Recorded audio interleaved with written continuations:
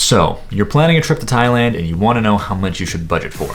In this video, I'm going to tell you what a low-end budget would look like, as low as $15, $20 a day, and then what a high-end budget would look like, between 50 to 100 and up would look like. And of course, what I recommend, which is somewhere in the middle. Keep in mind, none of these figures are going to include the price of your flight to Thailand, because that'll change for everybody. It's probably gonna be somewhere between $1,000 to $1,600, depending on where you're coming from. Your largest daily expense is most likely going to be your accommodation, which can be as low as about $10 a day if you want to stay at a hostel, or $100 to $300 a day if you want to stay at a 5-star hotel in Bangkok. There's pros and cons to each option. I mean, unless you're balling out, I probably wouldn't go with a super expensive hotel in Bangkok. Hostels have their benefits, although you are sleeping in a bunk bed and you cannot bring guests back to your room. Hostels are very cheap and make finding friends very easy to go out and party with. My favorite hostel is in Phuket, right across the street from Patong Beach. It's called the Barepacker. It's normally about $10 a day. It's really clean. The front desk staff is incredibly nice. There's a big hangout area upstairs where there's a TV with surround sound system, a work area, an outdoor area with a bar, games, and a pool. It was there where I got a group of 17 people together,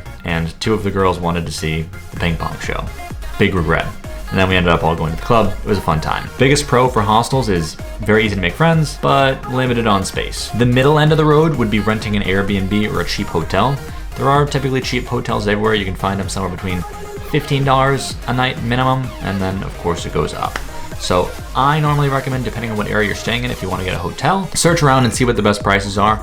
And depending on what city you're in, Airbnb might be the way to go. On Airbnb, you can typically get the best bargains for your money. If you're staying in Pattaya, I normally stay at the base, which is about $25 to $30 a night, sometimes even as low as $20 a night, but it varies depending on the season. And so for about an average of $25 a night, you have a full 1-bedroom apartment with a kitchen, access to the infinity pool on the roof, and there's another pool on the 3rd floor with a gym. I honestly don't see the need to go with a more expensive hotel, but if you want the room service and all that, you can spend the extra money. Some of the hotels have, I believe the brand is called Let's Relax onsens in them, where they have many different pools with different additives to help you relax, as well as steam rooms and saunas and all that, which is pretty cool. So that lays out your accommodation options. As low as $10 a night for a hostel, or up to $100 a night for a really nice hotel, or in the middle, $25 to $40 a night for an Airbnb. The second necessity cost is food. When it comes to food, I think it's important to splurge a little bit.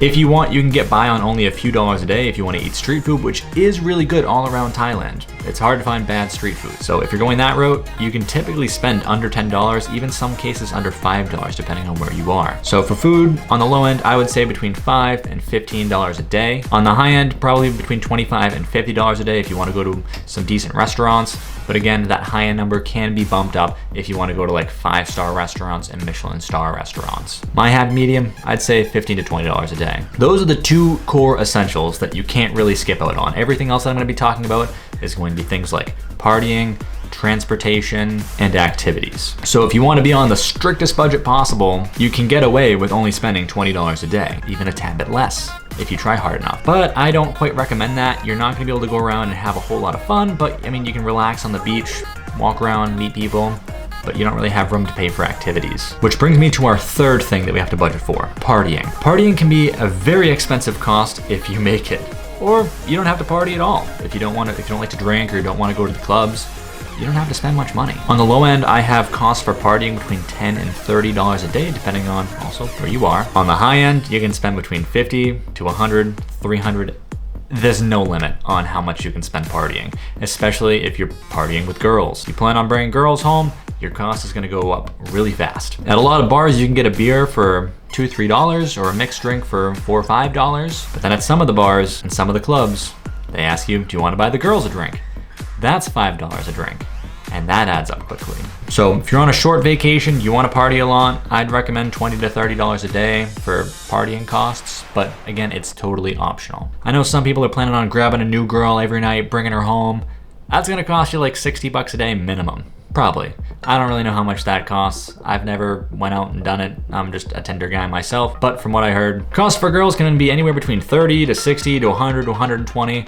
The Russian girls are crazy expensive from what I've heard. Our fourth thing that we have to budget for, which is optional, is activities. I recommend that you budget some money for activities because without that, you're not gonna be having a whole lot of fun. Activities include things like scuba diving, tours, going to the tiger park, the elephant sanctuaries. There's endless amounts of activities that you can do in Thailand that are all a blast. So for activities, I have budgeted $30 a week for the low end and then $200 a week on the high end. If you want to cram as much activities as possible in, you probably want to spend about $200 a week. And lastly, we have in-country transportation. This includes buses to other cities, flights to across the country, things like that, which on a short trip, probably not going to be budgeting a whole lot. Like if you're just planning a 5-day trip to Pattaya, you're not going to need a whole lot of transportation, just a $5 bus ride from the Bangkok airport to Pattaya city, and you can probably get a bolt ride for $2-3 back to your hotel room or your Airbnb. On the higher end, this is for people staying 1-2+ weeks.